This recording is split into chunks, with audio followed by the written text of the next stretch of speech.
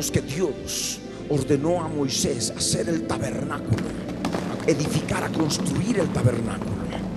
Moisés lo hizo conforme al modelo que había visto, que se le había mostrado en el monte.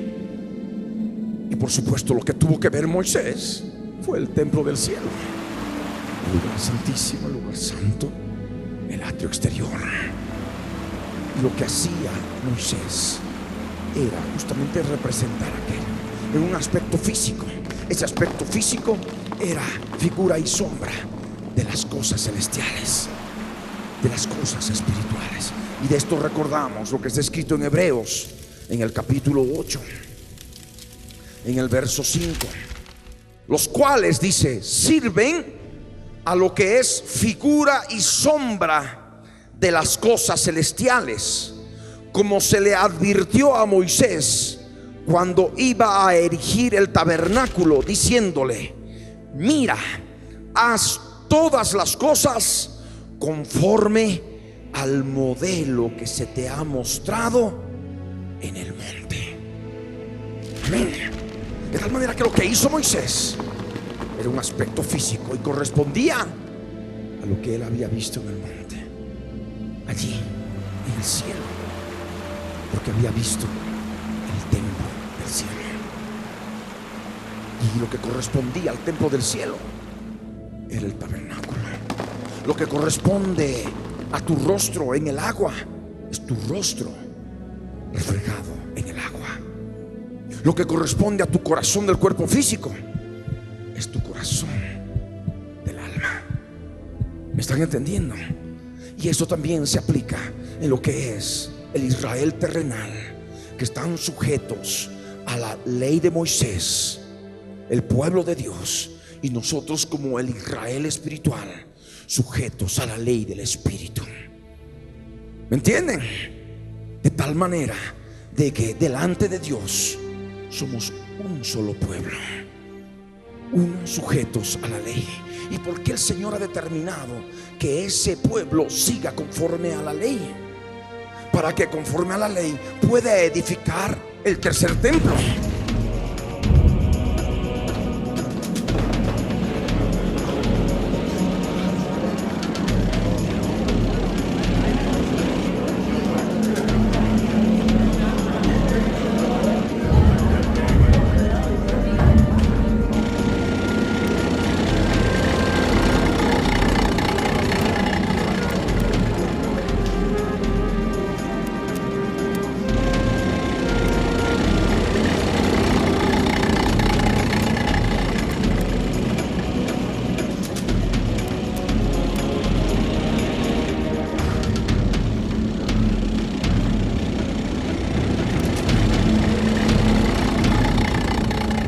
Conociendo lo que es el tercer templo, construido en Jerusalén, la ciudad santa, aquellos que formamos parte del Israel espiritual, el pueblo de Dios, podamos comprender y entender estas cosas y cumplir lo que el Señor nos ha encomendado, de anunciar el testimonio de Jesucristo a todas las naciones, anunciando su venida al fin de los días. Porque si no hubiera pueblo judío todavía sujeto a la ley, no habría ni siquiera que pensar en un tercer templo judío, no habría ni siquiera que pensar en Jerusalén. ¿Me entienden? No habría nada que ver. Pero Dios justamente ha dejado a su pueblo así, porque justamente para nosotros se constituye en un reloj profético del Dios de la Biblia. Por eso nuestro programa de noticias respecto de Israel, ¿cómo se llama? Israel, reloj de Dios. Amén. Nosotros que ahora formamos parte del nuevo pacto, podemos entender la riqueza y la profundidad de las cosas del antiguo pacto. Las cosas del antiguo pacto son figura y sombra de las cosas espirituales que conforman el nuevo pacto, del cual nosotros somos participantes. Siendo gentiles, hemos sido injertados en el buen olivo. El buen olivo es el pueblo de Dios. ¿Me entienden? de tal manera de que participamos de esa rica savia que también circula por el buen olivo, circula por el pueblo de Dios, que es la presencia de Cristo, la presencia del Espíritu Santo, y por tanto también la presencia del Espíritu de la profecía, porque el Espíritu Santo es el Espíritu de la profecía, es el Espíritu de Cristo. Amén. Que nos hace comprender y entender las riquezas de todo aquello que circula por lo que es el pueblo de Dios. Amén. Por eso cuando vemos aspectos del pueblo judío, inmediatamente comprendemos y discernimos el aspecto espiritual. En ellos fue lo físico, para nosotros es lo espiritual. Cuando leemos, por ejemplo, la conquista de la tierra de Canaán, para ellos fue un aspecto físico, para nosotros es un aspecto espiritual, porque tenemos que conquistar también la tierra santa, que es nuestra alma, nuestro corazón, para que sea solamente posesión del Dios de la Biblia, de nuestro Dios, que es el mismo Dios de Israel. Somos un solo pueblo. Ellos tienen sí a la Jerusalén terrenal, la ciudad de la profecía, pero también hay otra ciudad de la profecía, y sabemos que está construida allí en el cielo, cuyo arquitecto y perito constructor es Dios, es la Jerusalén celestial. Así como nosotros vemos que esta Jerusalén terrenal es la ciudad santa, la ciudad de la profecía, la ciudad relacionada con el Israel terrenal, nosotros siendo parte del Israel espiritual, tenemos a la Jerusalén celestial. Amén. Tenemos esa ciudad santa. Así como hay un monte de Sión en Jerusalén terrenal, hay un monte de Sión allá en el cielo. ¿Me entienden? En la Jerusalén celestial. Y todo tiene su contraposición espiritual a lo físico. El Señor dijo: aquí os doy potestad para hollar serpientes y escorpiones y toda fuerza del enemigo. Aquel que no ha nacido de nuevo, aquel que no conoce los conceptos de guerra espiritual, ha de decir: bueno, entonces me voy a ir a la selva y voy a poder pisar a las serpientes, a los escorpiones, de todos los animales que son mis enemigos. Y de pronto va a estar ahí cazando animales. Nada raro, porque hay cada individuo con cada cosa ahora en este mundo. Pero nosotros que tenemos el Espíritu de Dios, sabemos que esas serpientes, escorpiones, los animales de la creación, son figura y sombra de las cosas espirituales, de la realidad de un mundo espiritual. ¿Me entienden? De lo que son espíritus inmundos, espíritus demoníacos, del tipo de las serpientes, entre las cuales está la serpiente antigua, que se llama Diablo y Satanás, el acusador, el diablo, el calumniador. Entonces todo esto rige nuestra vida, ya conociendo la verdad en Cristo Jesús, la gracia y la verdad en Cristo Jesús. A través del nuevo pacto podemos entender todas las cosas. Aquello que es físico, claramente discernimos espiritualmente. ¿Me entienden? Porque las cosas de Dios se han de discernir espiritualmente. ¿Están entendiendo? Es por ello que así como nosotros vemos a esos 144,000, 12,000 de cada tribu en la tierra, porque están en la tierra, porque podemos darnos cuenta en el contexto. Les dice claramente: no hagáis daño a la tierra, ni al mar, ni a los árboles. Están sobre la tierra estos 144,000, hasta que hayamos sellado en sus frentes a los siervos de nuestro Dios, que son esos 144,000, 12,000 de cada tribu, un remanente de Israel. Bien, pero más adelante en Apocalipsis 14, en el verso 1, adelante: pero estos no están en la tierra, están en el cielo, están en el monte de Sión, en el cielo. Y dice la palabra: después miré, y he aquí el Cordero estaba en pie sobre el monte de Sión, y con él 144,000 que tenían el nombre de él y el de su padre escrito en la frente. Y oí una voz del cielo, como estruendo de muchas aguas y como sonido de un gran trueno. Y la voz que oí era como de arpistas que tocaban sus arpas y cantaban un cántico nuevo delante del trono y delante de los 4 seres vivientes y de los ancianos. Y nadie podía aprender el cántico sino aquellos 144,000 que fueron redimidos de entre los de la tierra. Estos son los que no se contaminaron con mujeres, pues son vírgenes. Estos son los que siguen al Cordero por donde quiera que va. Estos fueron redimidos de entre los hombres como primicias para Dios y para el Cordero. Y en sus bocas no fue hallada mentira, pues son sin mancha delante del trono de Dios. Es esta la palabra. El apóstol Juan dice que miró y aquí el Cordero estaba en pie sobre el monte de Sión. El Cordero sabemos que está en ese monte de Sión en el cielo. En Hebreos capítulo 12,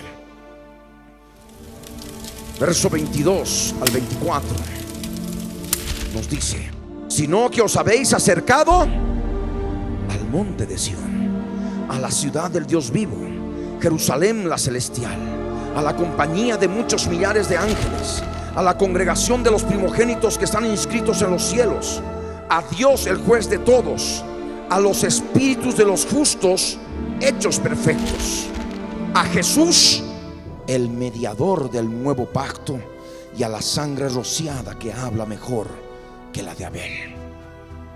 De tal manera que es este el Cordero, Jesús el mediador del nuevo pacto, que está en pie sobre el monte de Sión, pero en el cielo, porque no está en la tierra. ¿Me entienden?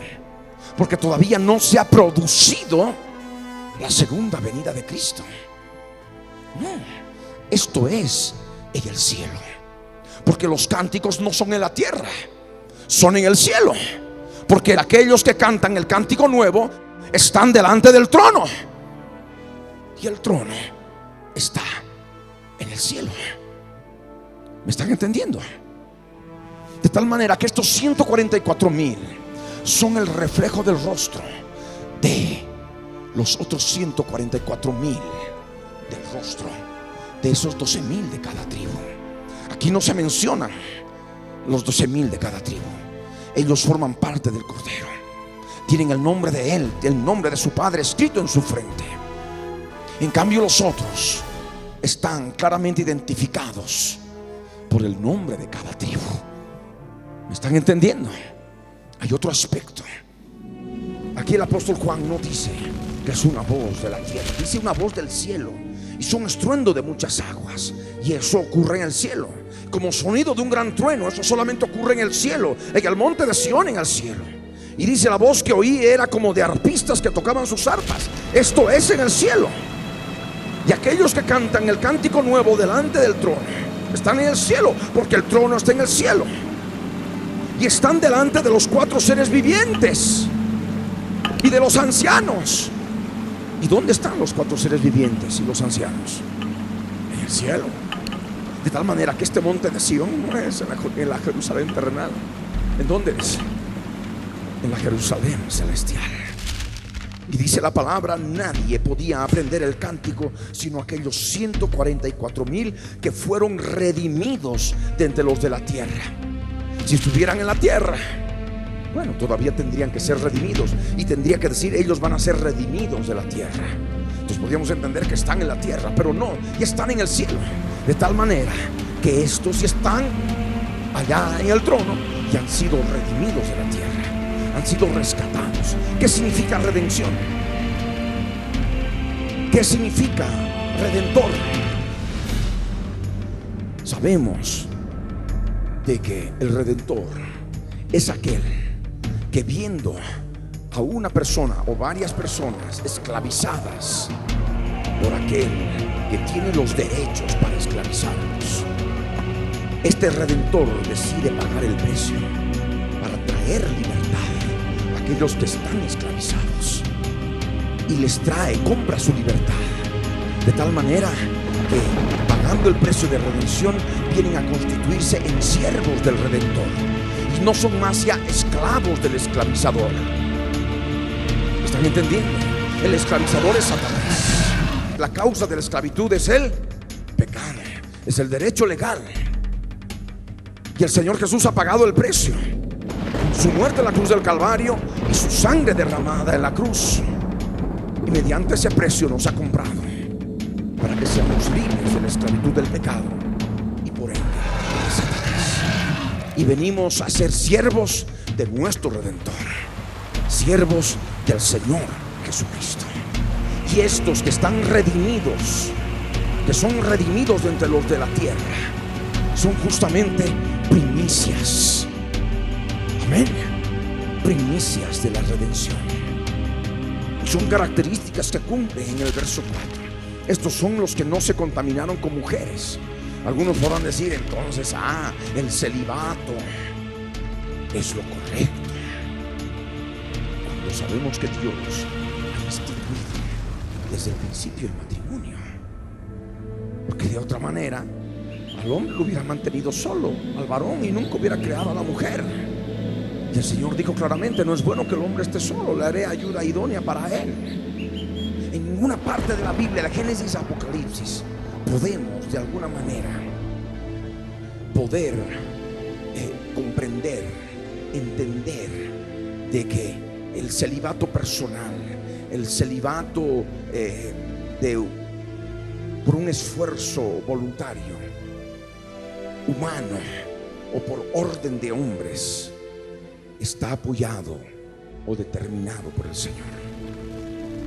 Hay unos que sí lo hacen y por obra directa del Señor, por su Espíritu Santo, que son libres de presión sexual.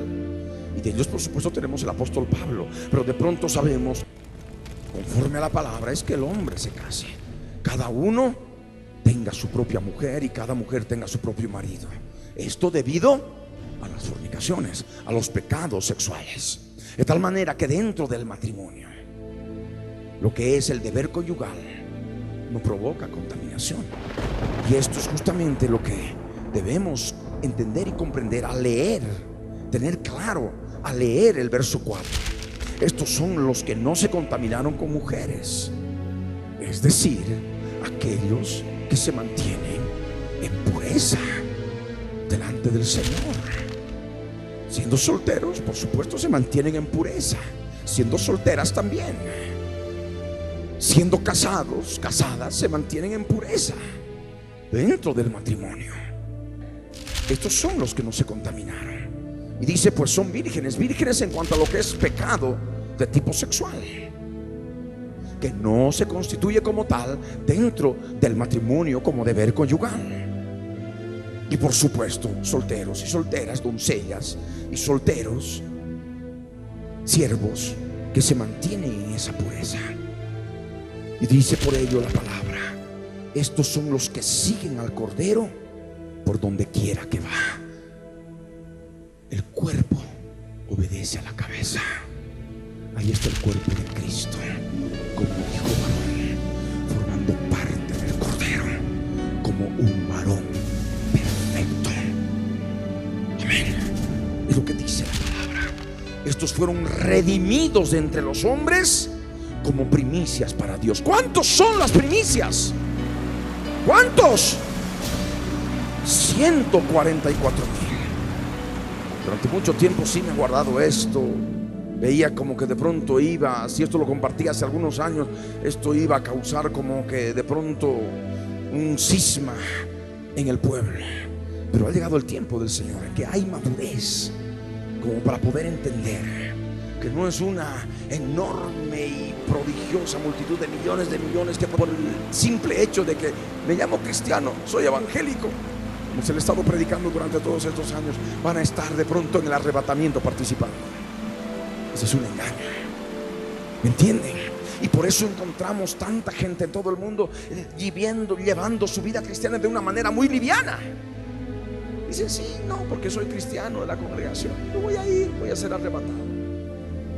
No se preparan, no se fundamentan en la palabra. Están con un pie en el mundo y con un pie en lo que llaman cristianismo. porque se les ha enseñado que van a ser muchos los que van a ser partícipes del arrebatamiento en el inicio, antes de la gran tribulación. Y han entrado por ello en ese estado de seguridad falsa, porque como escuchan decir que son millones, entonces pues son millones.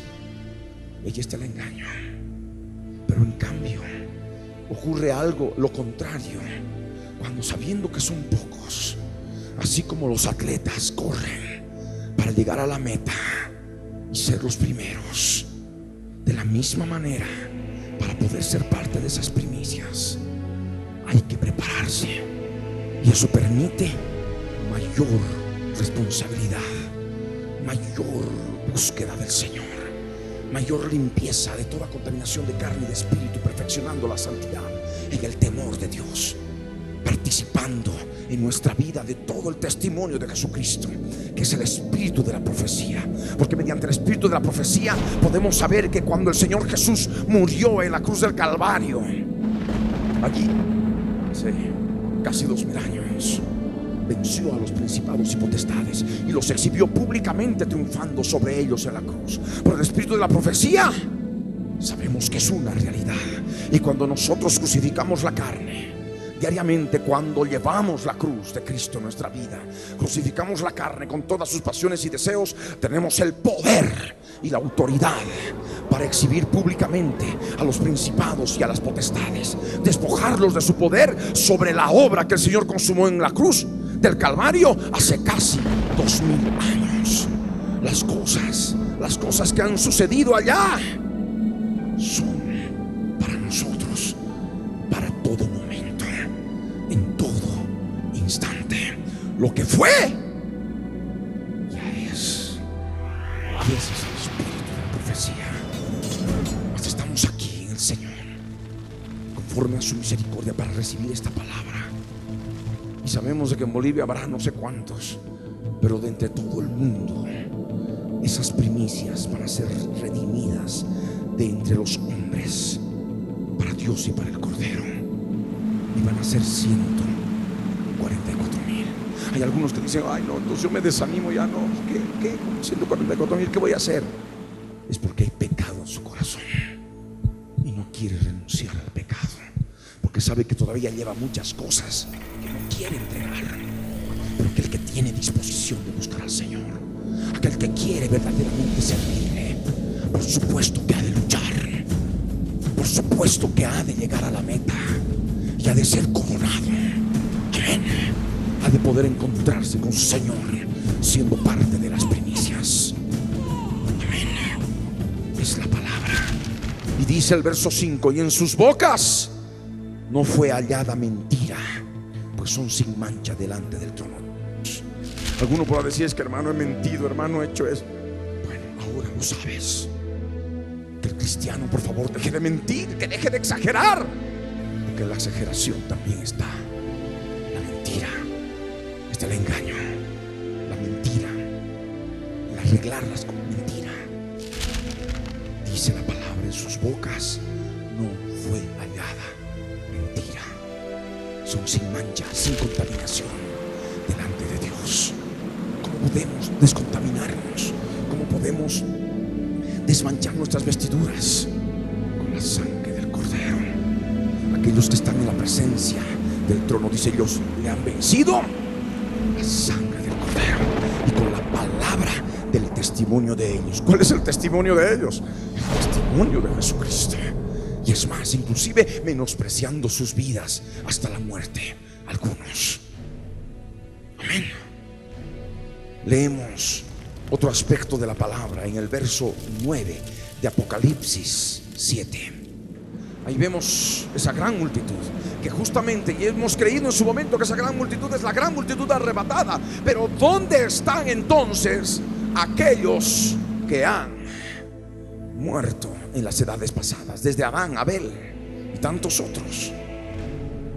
Dice la palabra en el verso 9: después de esto miré, y he aquí una gran multitud, la cual nadie podía contar, de todas naciones y tribus y pueblos y lenguas, que estaban delante del trono y en la presencia del Cordero, vestidos de ropas blancas y con palmas en las manos, y clamaban a gran voz diciendo: la salvación pertenece a nuestro Dios que está sentado en el trono y al Cordero.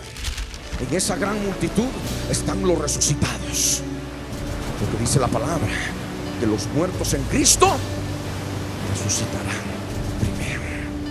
¿Y de dónde son? Son de pueblos, tribus, naciones y lenguas, y de todas las edades.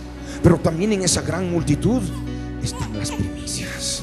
Nosotros los que vivimos, los que hayamos quedado, seremos arrebatados juntamente con ellos en las nubes. Una cosa son ellos y otra cosa somos nosotros. Es decir, las primicias, aquellos que van a ser parte de esos 144,000 que van a ser redimidos de entre los de la tierra. ¿Me están entendiendo? Y por eso es una grande multitud. No es que es esa grande multitud de todos los que viven ahora, no. Están los resucitados principalmente. Y nosotros los que vivimos, los que hayamos quedado. Y esos son justamente aquellos que son primicias, que son arrebatadas para Dios y para su trono. Y son 144,000. Y claman a gran voz. Es una gran voz, por supuesto es una gran voz. A mí me gustaría conocerlo a Adán. Personalmente le digo, a mí me gustaría conocerlo a Adán. ¿Cómo? En aquel momento cuando el Señor profería los juicios a la serpiente, cuando ya Adán había comprendido que hallaba la muerte en su interior, pudo entender en su corazón que de la simiente de la mujer, de su mujer, vendría el Mesías a dar vida. Qué lindo. Y también hablar con Abel y hablar con Noé, a ver que nos cuente cómo fue los días de Noé. Hablar con Isaías, hablar con Abraham, hablar con Moisés, lo que ocurrió cuando se abrían las aguas del Mar Rojo, lo que experimentó cuando él estaba todavía dudando y buscando la presencia de Dios, y el Señor le dijo: utiliza, porque acudes a mí, utiliza tu vara, la autoridad. Y se abrieron las aguas.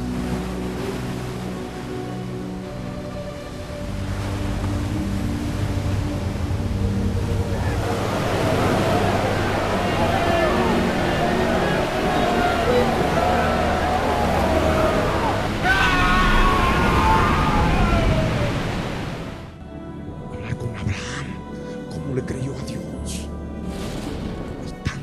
Cosas hermosas. Y vamos a estar en esa grande multitud. ¿Cuántos lo creen?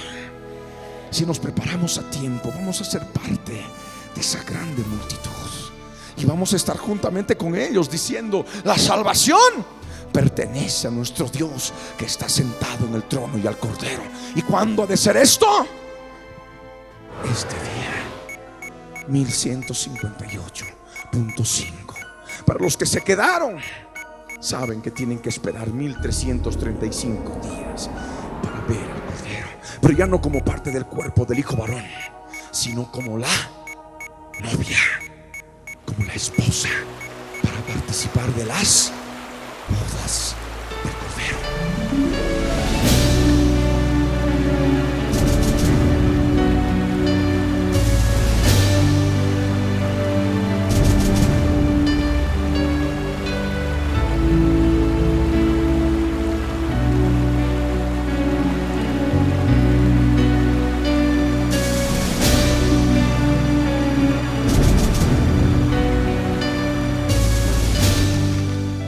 Bienaventurado, dichoso, gozoso el que llegue y espere a 1335 días. Verso 11 y dice: y todos los ángeles estaban en pie alrededor del trono y de los ancianos y de los 4 seres vivientes, y se postraron sobre sus rostros delante del trono y adoraron a Dios. ¿Dónde es el trono? ¿En la tierra? Sí. Por eso sabemos que ese trono que nos menciona Apocalipsis 14 en relación al contexto de los 144,000, ese trono está en el cielo, y los 144,000 están en el cielo. Amén. Son primicias delante de Dios. Y dice la palabra en el verso 12, diciendo: amén, la bendición y la gloria y la sabiduría y la acción de gracias y la honra y el poder y la fortaleza sean a nuestro Dios por los siglos de los siglos. Amén. Aquí estamos hablando de seres espirituales. Los seres espirituales con carne diferente, carne espiritual, no son redimidos con la sangre de Cristo. No conocen por tanto de salvación. Por ello a ellos no les compete hablar de salvación. Entre estos seres espirituales están los ángeles en pie alrededor del trono. Entre estos seres espirituales están los ancianos, los 24 ancianos, que son seres espirituales. No tienen nada que ver con seres humanos, porque de otra manera estarían hablando de salvación y no estarían dentro del grupo de los seres espirituales que no conocen de redención, no conocen de salvación, como corresponde a los seres humanos. Aquí nos menciona a los 4 seres vivientes, son seres espirituales.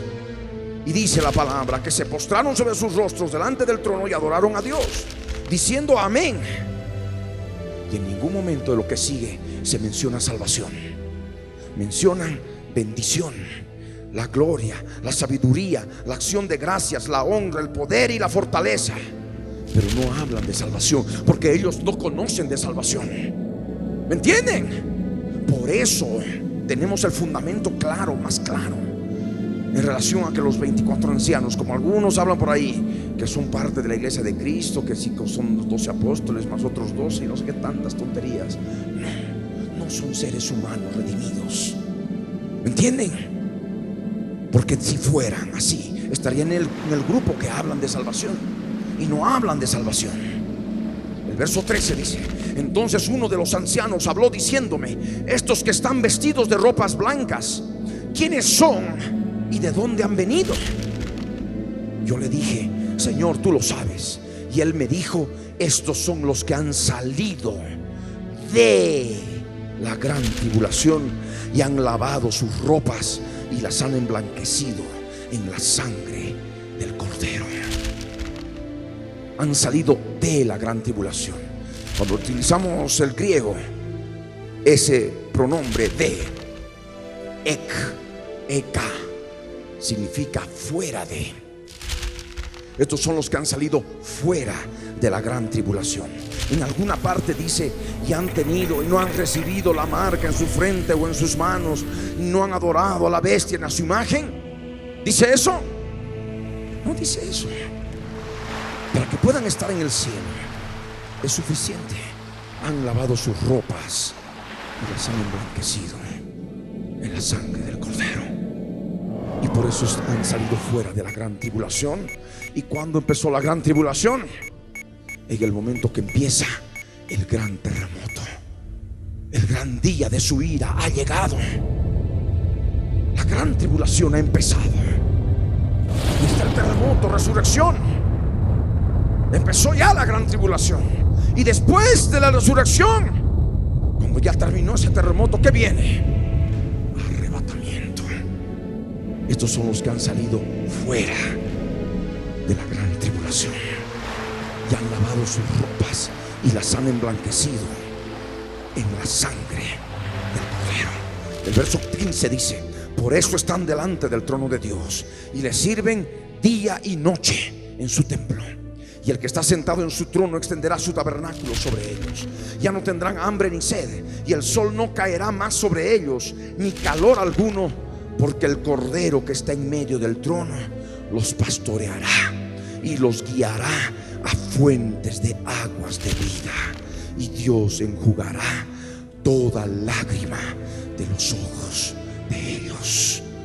Toda lágrima. Porque el tiempo previo de aquellos que son arrebatados, o de aquellos que también que murieron, ha de ser un tiempo penoso. Penoso. ¿Y cuántos de nuestros hermanos en la antigüedad, cuando leemos Hebreos 11 respecto de la fe, respecto de nuestros hermanos de la fe, que tuvieron el mismo testimonio de Jesucristo que poseemos, fueron perseguidos, aserrados, caminaron desnudos, considerados como lo vil del mundo? ¿Me entienden? Pues el Señor ha de enjugar toda lágrima de nuestros ojos. Amén. Leemos Apocalipsis 8. ¿Qué viene después del sexto sello? Viene el séptimo sello. Dice: cuando abrió el séptimo sello, se hizo silencio en el cielo como por media hora. De tal manera que aquí se abre el séptimo sello. En este día 1158 y medio o 13 horas más. Y hay media hora después de que se ha desatado el séptimo sello. Media hora de silencio. Por eso sabemos de que lo que sigue más adelante, después del séptimo sello, el toque de las primeras 4 trompetas, viene después de media hora que se ha tocado el séptimo sello. Por eso determinamos que el toque de la primera, la segunda, la tercera y la cuarta viene el día 1158.5. Y si siendo más exactos, sabemos 13 horas más 30 minutos. Amén. Y dice la palabra en el verso 2: y vi a los 7 ángeles que estaban en pie ante Dios, y se les dieron 7 trompetas. Otro ángel vino entonces y se paró ante el altar con un incensario de oro, y se le dio mucho incienso para añadirlo a las oraciones de todos los santos sobre el altar de oro que estaba delante del trono. Y de la mano del ángel subió a la presencia de Dios el humo del incienso con las oraciones de los santos. Y el ángel tomó el incensario y lo llenó de fuego del altar y lo arrojó a la tierra. Y hubo truenos y voces y relámpagos y un terremoto. Y esto es lo que ocurre después de estos 30 minutos en este día. ¿Me están entendiendo? Y es en el día del arrebatamiento, el día del gran terremoto, el día de la resurrección, el día del arrebatamiento de los 144,000 de las primicias, el día en que el dragón cae del cielo juntamente con sus ángeles, cuando todo monte es removido y las islas también son removidas de su lugar, los grandes de la tierra, los reyes, los poderosos, los jefes militares, todo siervo, todo libre, huyen a los montes, a las peñas. Dicen: caed sobre nosotros y escondednos del rostro de aquel que está sentado sobre el trono y de la ira del cordero, porque el gran día de su ira ha llegado. ¿Quién podrá sostenerse en pie? Empiezan problemas climáticos, porque se detienen los 4 vientos del cielo. Y no solamente eso, sino que es justamente lo que acabamos de leer. Se desata el séptimo sello. Hay silencio de media hora. Y están ahí los 7 ángeles listos para tomar. Los 7 ángeles que están en pie delante de Dios, y se les dan las 7 trompetas. Y lo que vemos, ahí vemos a ese ángel que se le da mucho incienso para añadirlo a las oraciones de todos los santos sobre el altar de oro que está delante del trono.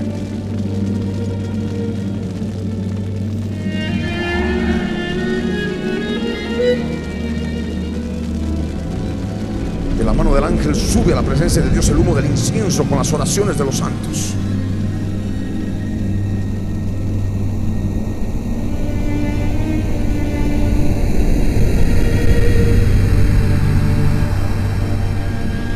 Y el ángel toma el incensario, ese momento, y lo llena de fuego del altar y lo arroja a la tierra.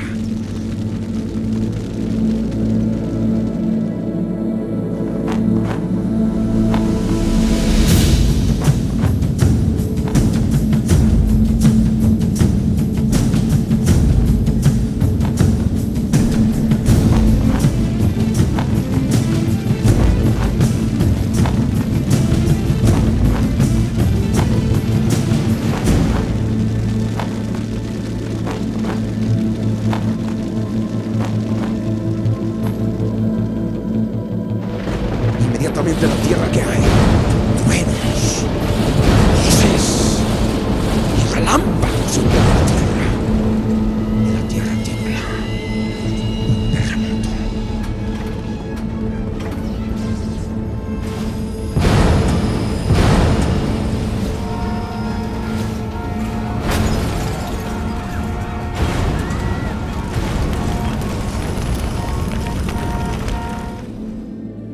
Ahí se sabe, se ha tocado el séptimo sello hace media hora. estén en los refugios, pero no en los refugios de los 1260 días, sino estén en otros lugares ocultos. Van a estar ahí ocultos, inclusive en las peñas, en las cuevas de los montes, juntamente con el resto. Probablemente muchos van a saber lo que ya está pasando. Inmediatamente, ¿qué sucederá? Después de aquella media hora viene el toque de la primera trompeta, y es inmediato el toque de la segunda. Viene el toque primero, toque segundo, toque tercero, toque cuarto. No es que hay días, es uno después de otro, de tal manera que luego los eventos que son producto del toque de estas cuatro trompetas casi vienen a darse en forma paralela sobre la tierra. Este mismo día la gran tribulación ha empezado. ¿Ahora me entienden? Es el día del Señor, algo espantoso. Y dice la palabra en el verso 6: los 7 ángeles que tenían las 7 trompetas se dispusieron a tocarlas. El primer ángel tocó la trompeta y hubo granizo y fuego mezclados con sangre, que fueron lanzados sobre la tierra, y la tercera parte de los árboles se quemó, y se quemó toda la hierba verde. Incendios forestales, granizo simultáneamente con fuego y mezclados con sangre, algo sobrenatural. Esos son los juicios de Dios que empieza en el gran día de su ira, el día 1158.5. Inmediatamente después de que tocó el primero, mientras se está desarrollando, ya empezó a caer granizo y fuego mezclados con sangre. Se toca la segunda trompeta, no se espera más, ¿me entienden? Es el mismo día. El segundo ángel tocó la trompeta, y como una gran montaña ardiendo en fuego fue precipitada en el mar, y la tercera parte del mar se convirtió en sangre, y murió la tercera parte de los seres vivientes que estaban en el mar, y la tercera parte de las naves fue destruida. Algo como una gran montaña ardiendo en fuego. Lo que vio el apóstol Juan fue un asteroide, fue un meteorito grande, una gran montaña, algunos kilómetros de largo seguramente, algunos kilómetros, y como una montaña, y que ha de caer sobre el mar. Sabemos que el asteroide, cuando llega a la atmósfera por la fricción, empieza a incendiarse, y por eso dice que está ardiendo en fuego. Y ha de caer, no ha de caer sobre la tierra, ha de caer en el mar. Y como efecto de ese golpe, dice la palabra, la tercera parte del mar se ha de convertir en sangre. Consideramos esto de una manera sobrenatural, y también seguramente por la cantidad de animales que van a ser aplastados por la terrible caída de ese asteroide. Hablamos de animales acuáticos, peces, seres acuáticos. Y murió la tercera parte de los seres vivientes que estaban en el mar, aplastados, y por tanto sí, hay mucha sangre. Y la tercera parte de las naves que hay en el mar, que ha de haber en el mar en ese momento, ha de ser destruida. Sabemos ya desde hace algunos años, el mundo científico anda con paranoia. Y es más, hay toda una organización mundial astronómica para poder determinar la dirección de los asteroides, porque muchos de ellos han pasado ya rozando la tierra.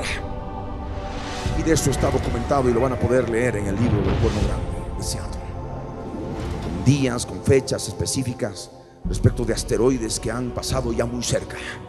Sabemos que eso se ha de dar cuando se toque la segunda trompeta. Esto no es un cuento, ¿me entienden? No es una invención, es algo real. Ya de alguna manera se está viendo, se está preparando. Hay psicosis, hay paranoia en relación a lo que podría ocurrir si uno de esos asteroides de pronto chocara la tierra. Sabemos que ha de chocar, ha de caer en la tierra, pero no sobre tierra firme, sino ha de caer en el mar. Y por tanto los efectos van a ser mucho menores que lo que ocurriría si cayera en la tierra. Amén. Y por esto aseguramos y les decimos claramente: si tienen tanto temor a ese asteroide, a un asteroide que ha de caer sobre la tierra, bien, ha de caer, es cierto, ha de caer, pero ha de caer en el mar. les aseguramos, como 1 más 1 es igual a 2, no ha de caer en la tierra, ha de caer en el mar. Inmediatamente a lo que ocurra cuando empieza ese gran terremoto y esos 30 minutos y todo lo que hemos compartido. El tercer ángel, verso 10, el tercer ángel tocó la trompeta y cayó del cielo una gran estrella, y ardiendo como una antorcha, y cayó sobre la tercera parte de los ríos y sobre las fuentes de las aguas.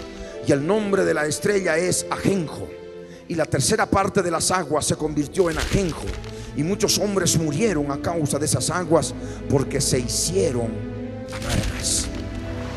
Cuando el apóstol Juan ve este evento, trata de poder explicar lo que vio, y dice y tipifica justamente aquello que cae del cielo, cae ardiendo como una antorcha. Lo primero que conocía Juan en aquellos días era una antorcha. Y cuando una antorcha se arroja desde, por ejemplo, un último piso encendida, pues toma justamente la manera de un cometa, la forma de un cometa. ¿Lo entienden? Es la manera en lo que podemos entender que Juan pudo describir a esa gran estrella ardiendo como una antorcha que cae del cielo sobre la tierra, y en especial sobre los ríos y sobre las fuentes de las aguas. Y hay algo especial que ocurre. Dice que las aguas se convierten en ajenjo, y muchos hombres mueren a causa de esas aguas porque se van a hacer amargas. Y uno de los aspectos que se analiza es justamente el contenido químico de los cometas, y tienen isótopos de nitrógeno y que podrían provocar envenenamiento. Y esto es una realidad ya en este tiempo. Se trata de ver y de analizar las composiciones químicas con aparatos, espectrómetros, en fin, de lo que es, lo que tiene en su composición los cometas.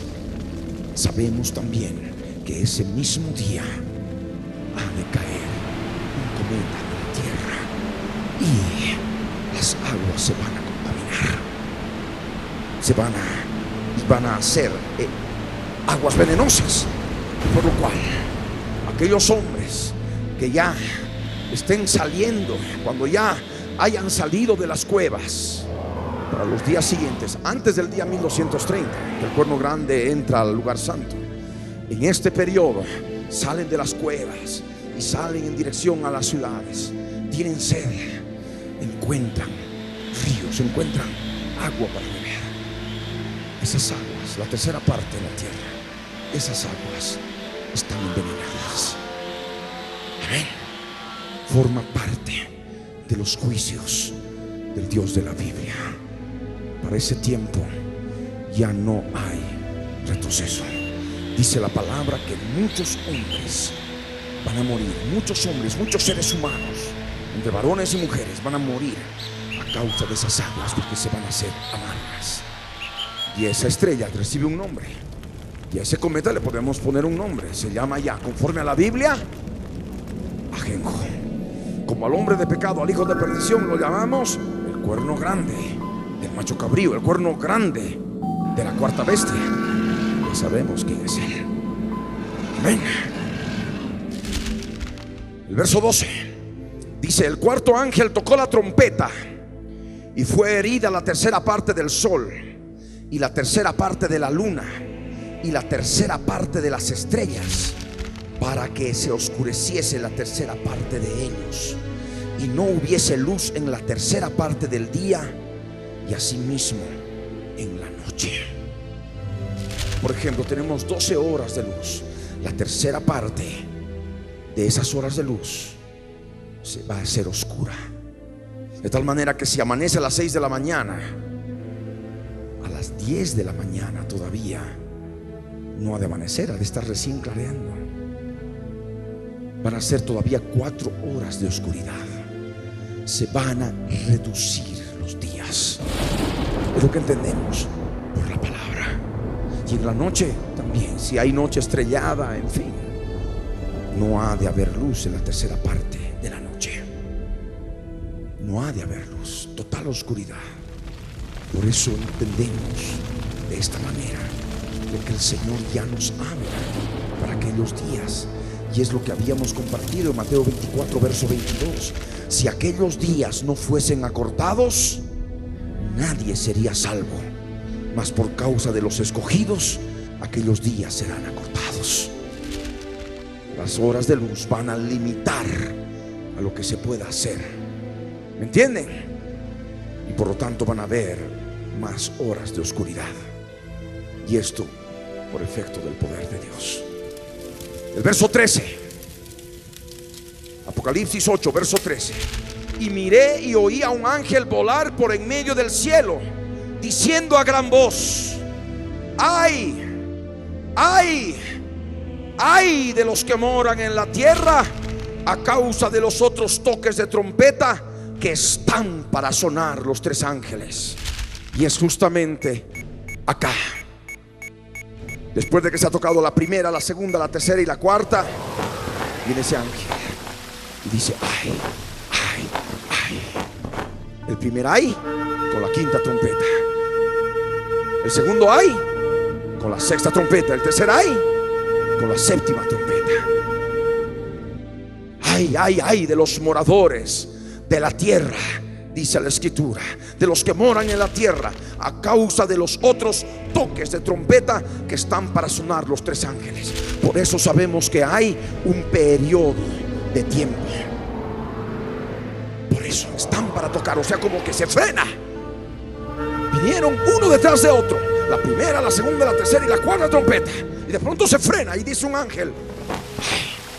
De aquellos otros toques de trompeta que están para sonar los tres ángeles. Ya entramos al día 1230, cuando se toca la quinta trompeta, cuando el hombre de pecado, el hijo de perdición, está en el tercer templo, el día 1230. Amén. Y lo matan.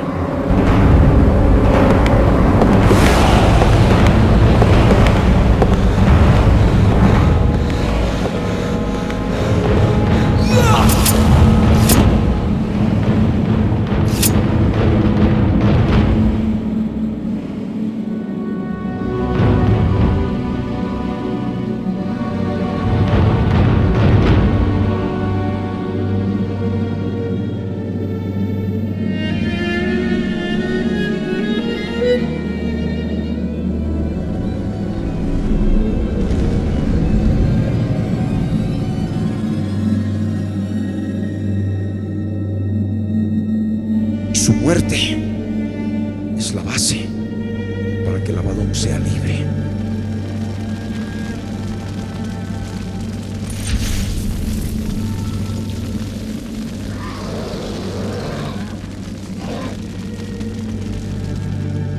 Y tome posesión del cuerpo del príncipe de Tiro, del hombre de pecado, el hijo de perdición.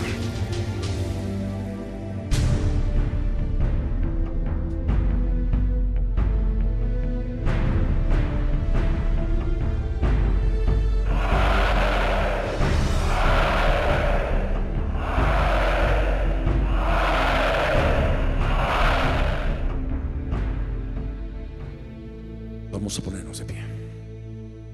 Ahí donde estás, cierra tus ojos y ora conmigo. Padre amado, Padre santo, en el nombre de Jesús, subimos a tu presencia, Señor, para darte gracias porque nos has podido enseñar en estos días, conforme a tu misericordia, todo lo que ha de ocurrir, Señor, en la semana 70.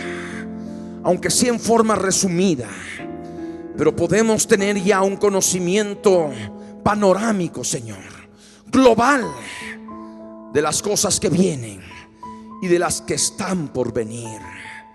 Señor amado, toma nuestras almas, toma nuestros corazones para buscarte, Señor, para entregarte cada día más nuestras vidas, porque tú eres nuestro Salvador. Queremos ser parte de esas primicias. Queremos prepararnos a tiempo. Solo tú puedes obrar, Señor. Solo tú puedes ayudarnos en nuestra vida cotidiana. Señor, toma nuestros corazones y ayúdanos a escudriñarlo.